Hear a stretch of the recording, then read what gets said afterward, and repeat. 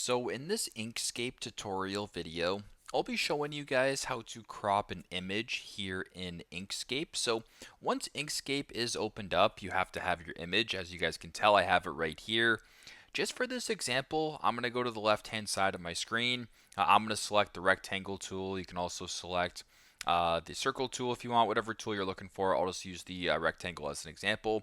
Once you're here, just kind of map out the area that you want to crop. So in this case, I'll just go ahead here and do this area just like that. So as you can tell, that's my area. So once your area is selected, I want you to go ahead and just press the background. So in this case, press the photo.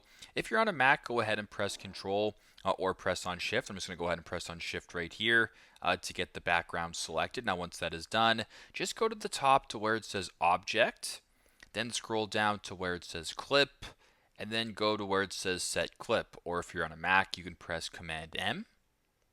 And once that is done, as you guys can tell, the image has now been cropped. So very simple, very straightforward. That's how you guys can crop images in Inkscape. Thanks again for watching, and I hope this video helps.